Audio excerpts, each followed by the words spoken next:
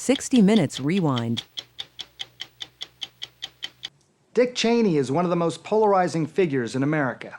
But whatever your opinion of him, you'll be surprised to learn that during his years in government, his biggest fight was for his own survival. He's been the beneficiary of nearly every medical breakthrough to combat heart disease over the last 35 years, including a heart transplant at the age of 71.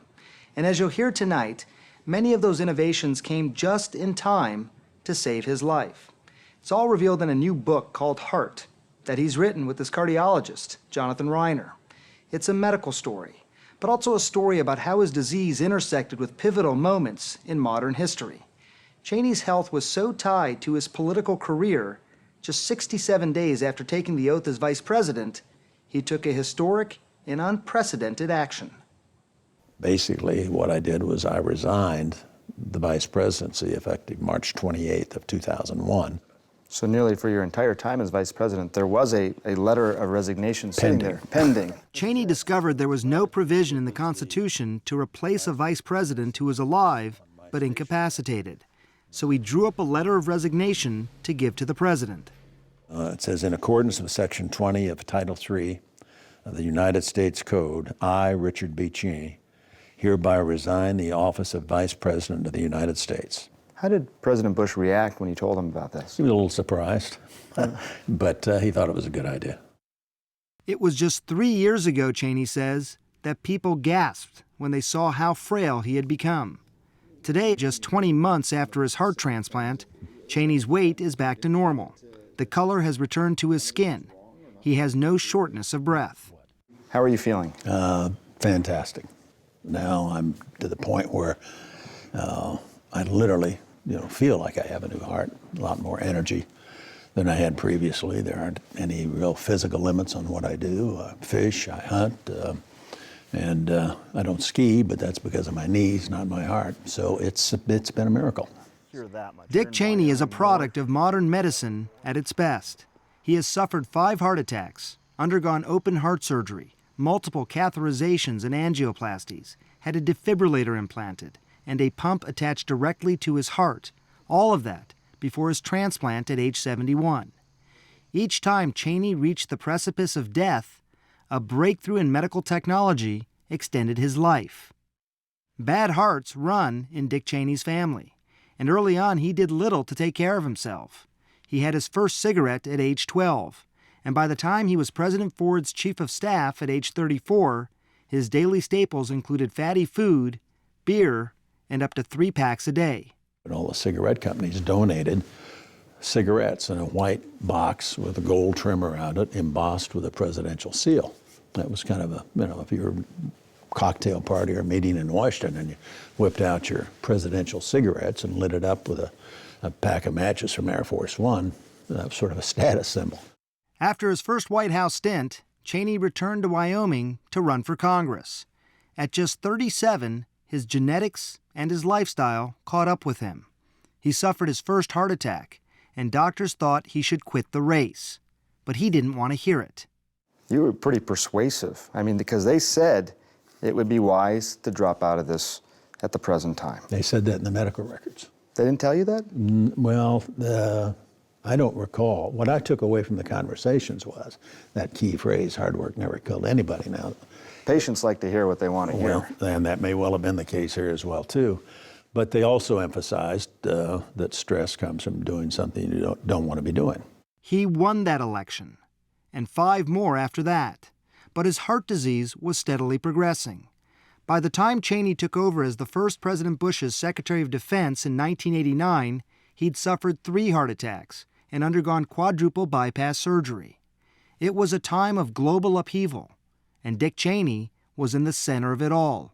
The collapse of communism, the uprising in China's Tiananmen Square, and the First Gulf War. Our Army, Navy, Air Force, and Marines prepare for one of the largest land assaults of modern times. Looking back, do you think the stress affected your heart disease and your overall health? I simply don't buy the notion that it contributed to my heart disease.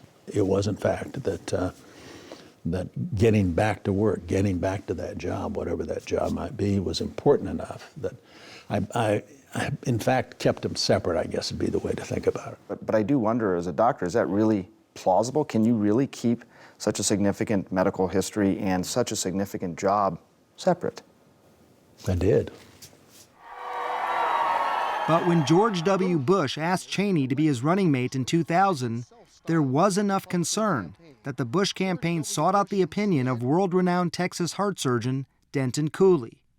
After speaking with Cheney's cardiologist, Dr. Jonathan Reiner, Dr. Cooley told the Bush campaign that Cheney was in good health with normal cardiac function.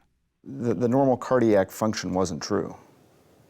Well, I'm not responsible for that. I don't know what took place between the doctors. This idea that you have this respected heart surgeon from Texas who didn't see you, didn't examine you, and then write something saying that you have normal cardiac function, that just wasn't true, Mr. Vice President. I'll go ask Denton Cooley about that. But sir, you saw it. Listen to me. I think the bottom line was I up to the task of being Vice President, and there's no question, I think based upon the fact that I did it for 8 years, that they were right.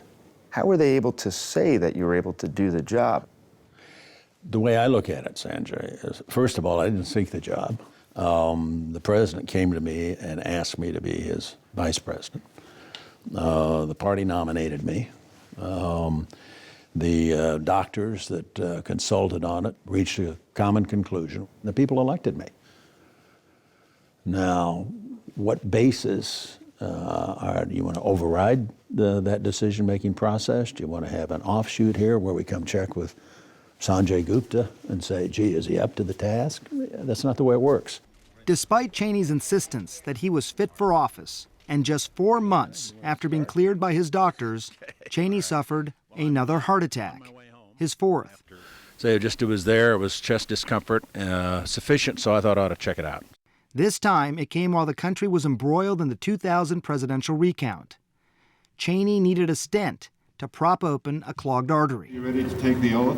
I am. Please raise your right hand and repeat after me. Yet again, modern medicine had helped Dick Cheney dodge a bullet. But it was just 9 months later when Cheney confronted what he considers one of the biggest challenges of his life, 9/11. With President Bush in Florida, Cheney was in a bunker under the White House helping make decisions, even given authority by the president to shoot down passenger airliners. I mean, as far as stress goes, and again, as a doctor, with your heart history, how worried were you about just your health in the midst of all this? Didn't occur to me. Not at all? No. I didn't think about my health. I was thinking about the problem we were dealing with. But what Cheney didn't know was that his cardiologist, Jonathan Reiner, had received the results of a blood test that morning showing his potassium levels were dangerously high, a condition called hyperkalemia. Big concern. I mean, how big are we talking about? Potassium 6.9 can kill you. This is a huge problem. Yeah. I laid awake that night watching the replays of the towers come down and not thinking that, oh great, the vice president's going to die tonight of hyperkalemia. Another blood test the next day showed Cheney's potassium levels were normal. But this level of scrutiny over Dick Cheney's health is a reminder he is no ordinary patient, and caring for him often required extraordinary precautions.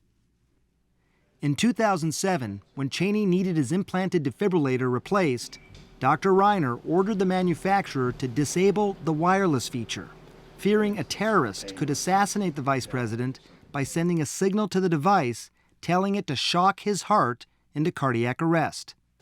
And it seemed to me to be a bad idea for the vice president of the United States to have a device that maybe somebody on a rope line or someone in the next hotel room or downstairs might be able to get into, hack into, and I worried that someone could kill you. It might sound far-fetched, but years later, this scene from the Showtime drama Homeland showed just how it could be done to the fictional vice president. I'm killing you. What did you think when you watched that? Well, I was aware of the danger, if you will, that existed. But I found it credible because I knew from the experience we'd had and the necessity for adjusting my own device that it was an accurate portrayal of what was possible. The precariousness of Cheney's physical health raises questions about his state of mind when he was helping make decisions, including those about war and peace. You were instrumental in many big decisions for the country, including going into Afghanistan and Iraq. And terrorist surveillance program and enhanced interrogation. Terrorist surveillance programs, Did a lot of wiretapping, enhanced interrogation. You had 4 heart attacks, 3 catheterizations at this point, a defibrillator, bypass surgery. Right. Did you worry about your physical health impacting your judgment and your cognition? No. Not at all. No. Were you the best that you could be? Well, I was as good as I could be, you know, given the fact that I was 60-some years old at that point and a heart patient. The story will continue after this. Cheney didn't want to acknowledge numerous studies that show a significant connection between severe heart disease and memory loss, depression, a decline in decision-making abilities, and impaired cognition, or that he could be one of the many patients vulnerable to these side effects. Did they talk at all about potential side effects, again, because of limited blood flow to the brain, on cognition, on judgment? Was that something that you had heard about in any way? You didn't know about it, you weren't worried about it? No. Both? You didn't, no one, I wasn't worried about it. No one, did anyone counsel you at all on that? Not that I recall. What about even things like depression? No. And that's all he wanted to say about that. But what Dick Cheney was eager to talk about was his transplant, detailed in his new book, Heart. When you emerge from that gift of life itself, there's this tremendous feeling of emotion, but it's very positive. I think my first words when I came out from under the anesthetic and they said it had worked great was hot damn, literally. Cheney and Dr. Reiner wanted to show us just how dramatic his transformation has been. This is an image of Cheney's ravaged and diseased heart just moments after it was removed. This is a rather large basin, and here is your heart. It's one I lived with for 70 years. Normal heart would basically be about the size of 2 fists clamped together like this, maybe even a little bit smaller. Right. And you see this is about half a foot wide. Old heart, new heart. Old heart, new heart, and it's one of those situations where bigger is not necessarily better. That's because a bigger heart can't effectively pump blood through the body. The X-ray on the left shows Cheney's enlarged heart, twice the normal size, and pushing on his other organs. On the right, his new heart. And then there's this comparison. Again, on the left, Cheney's diseased heart, weakened, with narrowed arteries, and his new heart, with healthy vessels and no blockages. It dramatically displays how sick I was. Today, Cheney says he's taking good care of his new heart. He spends much of his time back in Wyoming with his family and playing rodeo hand to granddaughter Gracie. You wake up every morning with a smile on your face because you've got a new day you never expected to have. And there's a sense of wonderment. Nothing short of magical. You know, magical, wonderment, your words. Those aren't words you typically, hear or expect to hear from you. I mean, Like Darth Vader. No, those are the words I choose to describe it.